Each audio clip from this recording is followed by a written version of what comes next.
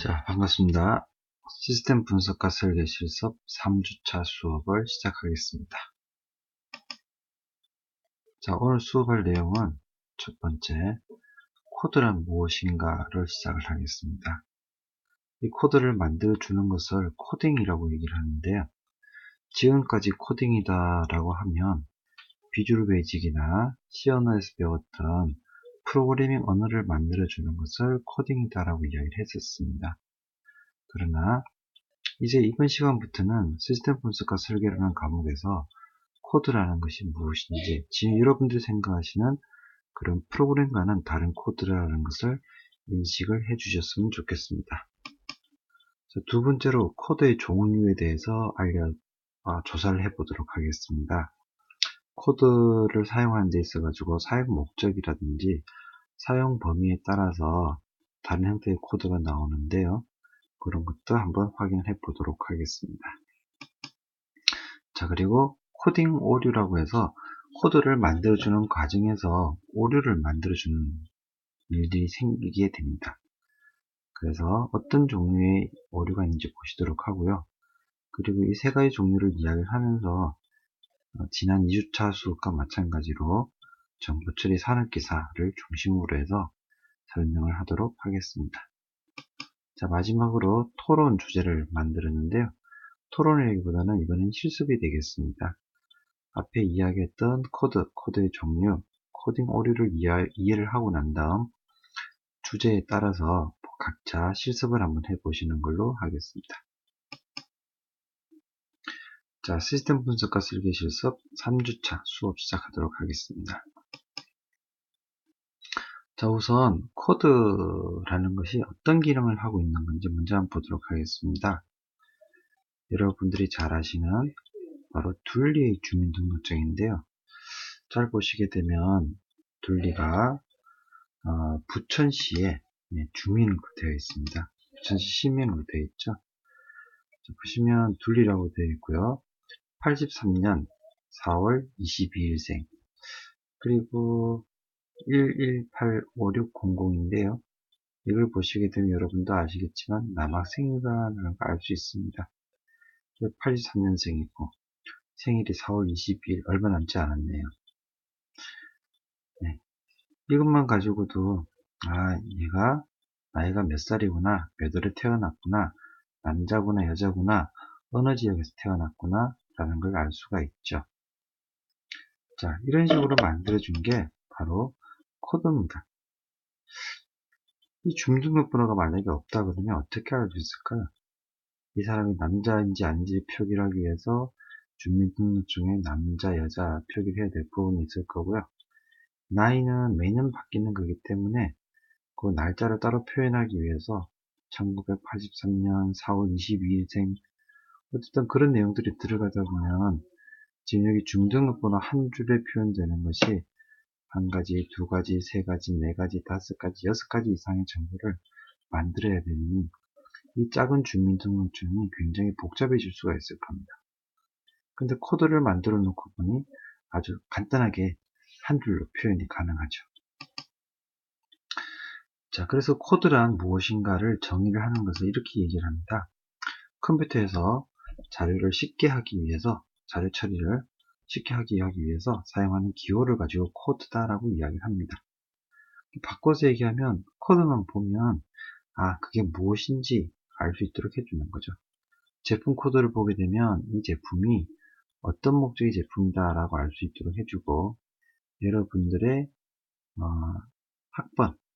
학번을 보게 되면 몇 년도에 입학을 했으며 어느 과 학생인지를 알 수 있도록 해주는 그런 기호가 되겠습니다. 자, 그러면 코드의 3대 기능이 있습니다. 코드가 꼭 해야 될 코드의 기능 3가지. 자, 첫 번째가 배열입니다.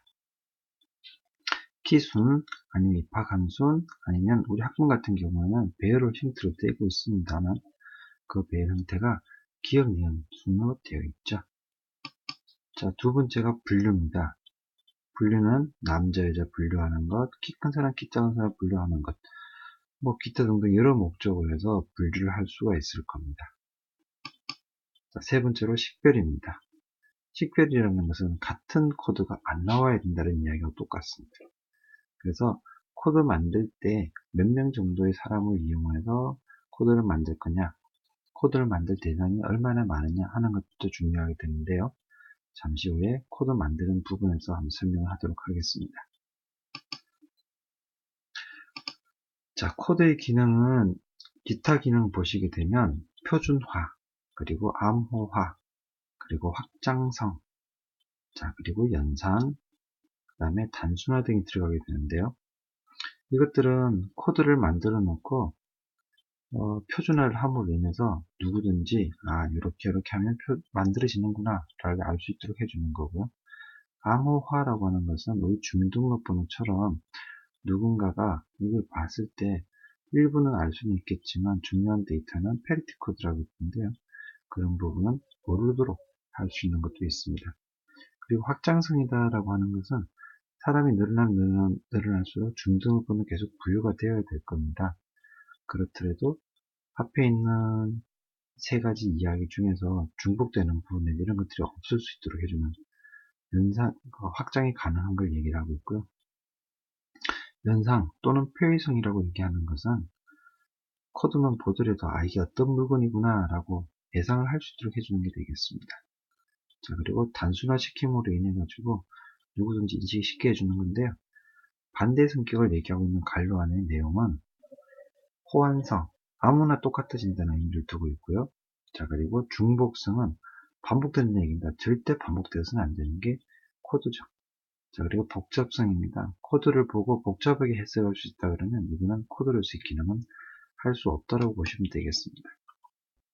자, 이 중에서도 연산성을 보시게 되면 코드에 대한 해독을 쉽게 하는 것을 이야기를 하고 있고요. 그리고 그 코드의 실체를 알 수 있도록 해주는 코드를 연산성이다라고 이야기를 합니다. 자, 확장성은 조금 전에 얘기했습니다만 코드 부여 대상이 신규로 발생했을 때 또는 변경할 때 또는 폐지할 때도 다른 코드 이상 없이 잘 진행할 수 있도록 해주는 코드들을 이야기를 하고 있습니다. 우리가 알고 있는 코드들 중에 여기에 해당하는 것들을 하나씩 비교를 하면서 한번 보겠는데요. 자, 우리 학번을 한번 보죠. 학번은 어떤 목적으로 만들어져 있죠? 네. 우리 학번의 구조를 보시게 되면 입학한 연도, 그리고 학과, 그리고 순번, 기억년 순번 정도 되어 있습니다. 자, 코드 설계 순서를 말씀드리겠습니다. 아주 중요하니까 잘 기억해 두십시오. 우선 코드와 대상을 결정을 합니다. 어떤 대상을 가지고 코드화 할 것이냐. 그리고 코드와 목적이 명확합니다. 이 코드를 만들어서 어떻게 쓸 것이냐는 겁니다. 이 목적이 명확하고 그 목적에 맞춰서 하면 되는데요. 목적 이외에 코드를 만든다는 것은 여러 가지로 소모적인 행동을 하게 되는 겁니다. 최근에 개인정보를 알려주는 것을 막기 위해서 주민등록번호를 다 기입하는 것을 막고 있죠. 그런 것들도 어떻게 보면 목적의 명확성의 한 부분이 아닌가 싶습니다. 자, 세 번째가 코드 부여 대상 수 확인입니다. 이 코드 부여를 하게 되는 대상이 몇 명이냐를 보시고요. 우리 과 같은 경우에는 최대 99명까지 코드를 부여할 수 있도록 만들어진 상태입니다. 왜 그런가 한번 확인해 봐 주십시오. 자, 그리고 사용 범위 결정입니다. 그리고 사용 기간도 결정을 해야 될 것이고요. 학생회에서 사용하고 있는 학번 같은 경우에는 그 번호를 가지고 1년만 쓰고 버릴 게 아니라 계속 써야 되는 거죠. 그러다 보니 그 연도별, 입학한 연도를 확인을 해야 되니까 학번은 꼭 맨 앞에 연도가 들어가도록 되어 있습니다. 자, 그리고 코드와 대상의 특성 분석입니다. 우리 학번 같은 경우에 보시면은 코드와 대상의 특성이 무엇이겠습니까?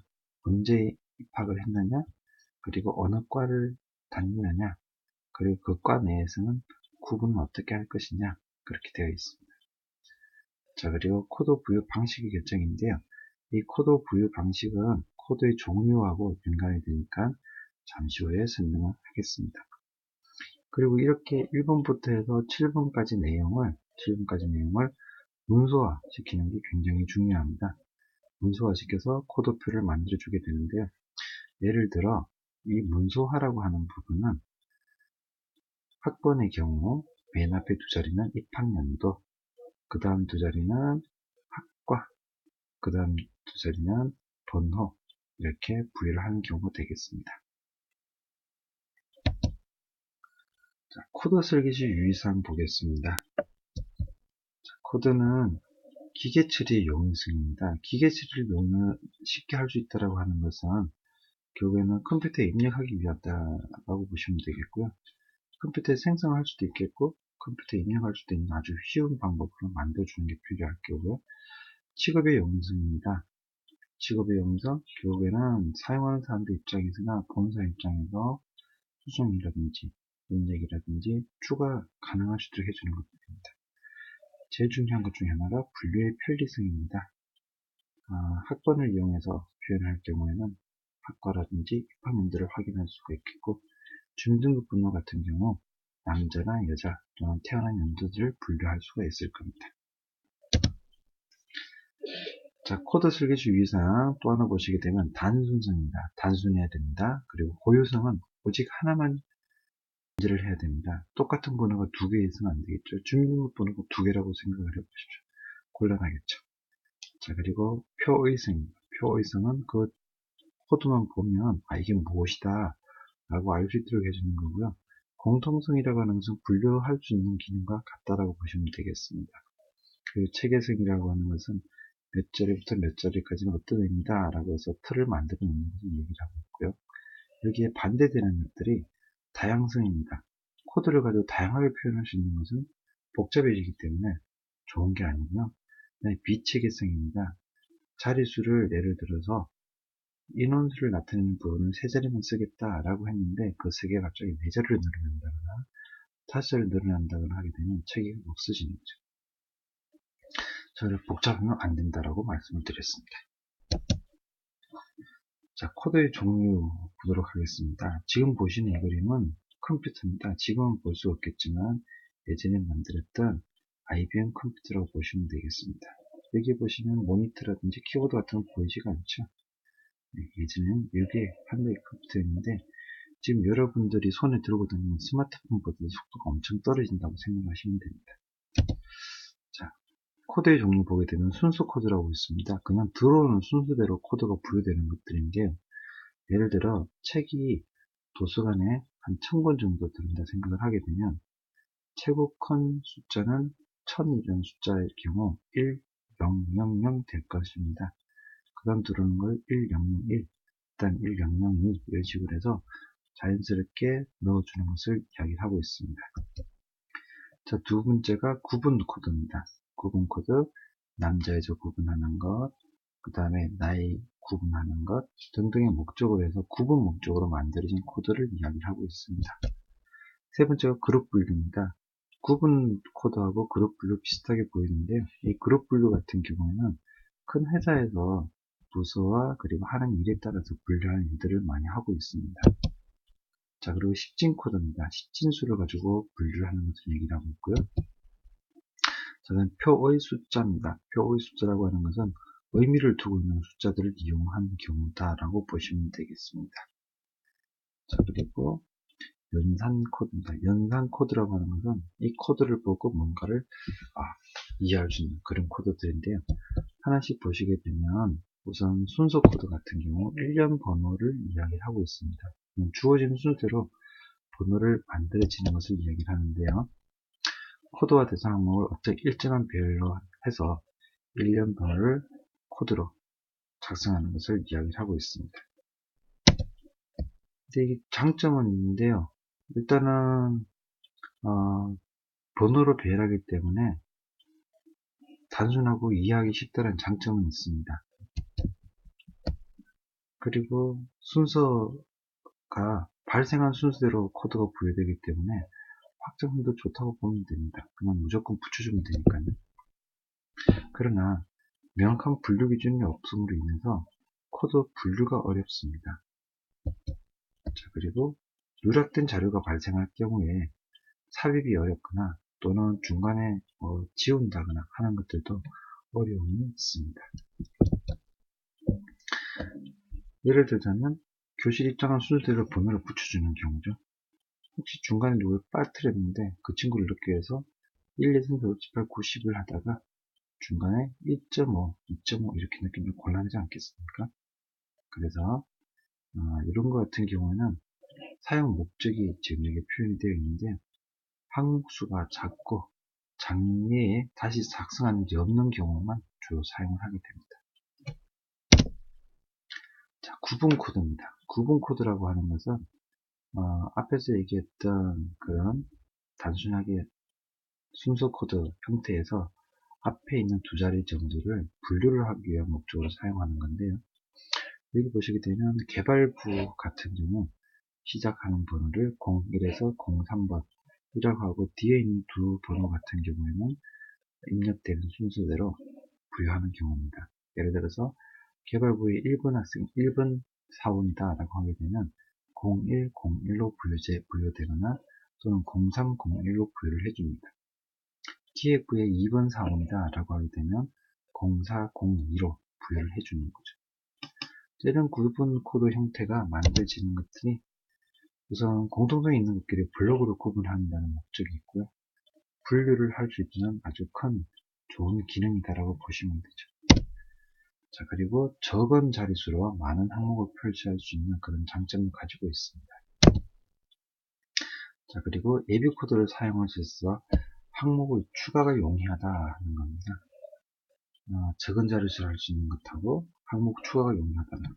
그 점들은 외워두시면 좋을 것 같습니다. 마지막으로 공통된 특성별로 분류 및 집계가 용이하다. 이게 구분 코드의 특징입니다. 예를 들자면 부서별로 사원번호 붙이기 하는 것들이 바로 구분 코드라고 보시면 되겠습니다. 자, 그룹 분류 코드입니다. 구분 코드보다는 조금 더 넓은 의미로 사용되는 것들인데요.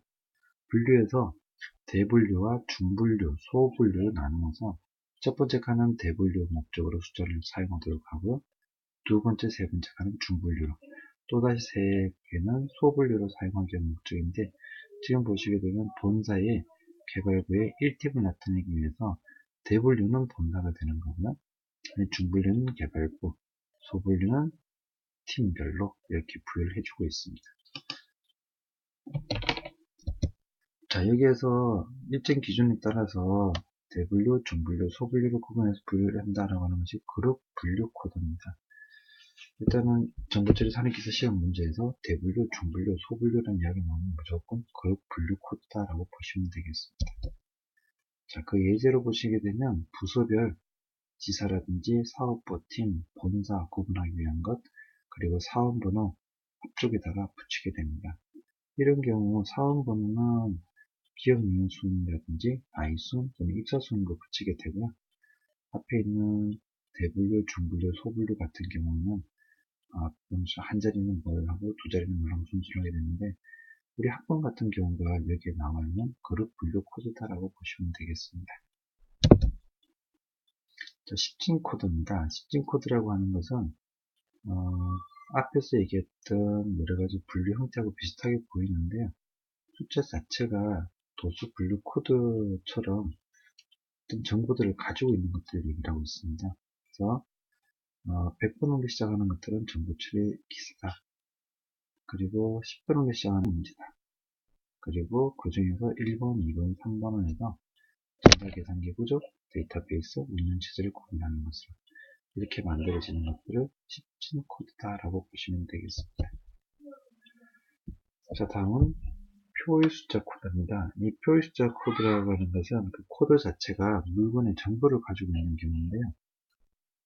물리적 수치인 길이, 넓이, 부피, 무게 등을 숫자를 만들어서 코드를 생성하는 경우입니다. 지금 여기 같은 경우 보시면은 두께가 110mm짜리고 폭은 800mm, 길이는 500mm짜리 판넬이라는 뜻을 가지고 있습니다. 그래서 판넬을 만드시는 공장 내에서 한쪽에다가 판넬 한 부분에다가 110, 800, 500을 적어내게 되면 이거는 두께가 어느 정도 되고 폭이 어느 정도 되고 길이가 어느 정도 다른 걸 써가지고 위치해 주는 거죠. 그래서 어떤 부품이라든지 또는 공사에서 사용되는 어떤 부속품 이런 것들을 나타낼 때 이런 표의 숫자 코드를 많이 사용을 합니다. 그리고 연산 코드입니다. 연산 코드라고 하는 것은 만들어진 결과를 가지고 물건을 예상할 수 있는 것들을 얘기를 하고 있는데요. 형광등 300W 220V짜리 흰색 같은 경우는 형광등이라는 뜻으로 K라고 하고 있고요. 와트 30, 볼트 220에서 220, 흰색에서 화이트에서 W를 표현하고 있습니다. 맨 마지막에 컬러 텔레비전 25인치 같은 경우는 T가 텔레비를 뜻하고 있고요. 그 다음에 25인치, 25를 표현하고 있고요. 컬러이기 때문에 C라는 글자를 사용을 하고 있습니다. 그래서 코드와 대상의 명칭이나 약호를 코드의 일부에 넣어서 대상을 외우기 쉽도록 하는 코드를 바로 연산 코드라고 얘기합니다. 연산 코드입니다. 자, 그리고 코드에는 만들어서 사용하는 와중에 오류가 나오게 되는데, 첫 번째 시험에 가장 많이 나오는 것 중에 하나가 필사 오류입니다. 이거는 입력하는 과정에서 손으로 써는 와중에서 수정은 잘못된 경우를 이야기하고 있습니다. 그래서 보시게 되면 3, 4, 2, 7, 8을 입력을 해야 되는데 오류를 써서 3, 4, 5, 7, 8로 이렇게 입력되는 것을 필사 오류라고 합니다. 자, 여기서 한 가지 더 얘기해 드릴 부분은 시스템 분석과 설계라는 이 과목에서는 오류라는 것도 어떤 오류가 있는지를 알아야 됩니다. 그래서 발생할 수 있는 그런 오류에 대해서 대처할 수 있는 방법까지도 만들어져야 된다고 보시면 되겠습니다. 자, 그리고 전위 오류입니다. 전위 오류라는 것은 입력은 다 했지만 위치를 바뀌는 경우인데 가장 많이 하는 경우죠. 1996, 1996에서 쓰다가 1969로 이렇게 잘못 쓰는 경우도 있죠. 이렇게 해서 좌우 자리를 바꿔서 기록하는 경우를 전위 오류라고 얘기합니다. 자, 이제 마지막으로 토론 주제입니다. 여러분들이 직접 작업을 하실 부분인데 포항대학교 국방의 토지과 학생들을 위한 코드를 다음 목적을 고려해서 만드십시오. 고려사항은 성별 구분할 수 있는 코드, 졸업 후 진로 구분할 수 있는 코드, 그리고 이성친구 유무 구분, 그리고 개별 구분할 수 있는 이 4개의 고려사항을 포함한 한 개의 코드표를 만드는 것으로 하겠습니다. 수업은 해보시고요. 책 참고하셔가지고 책 2장입니다. 2장 내용 참고하셔서 코드표를 작성하시는 것이 첫 번째 과제가 되겠습니다. 이상 시스템 분석과 설계 실습 3주 수업 내용을 마치도록 하겠습니다. 수고하셨습니다.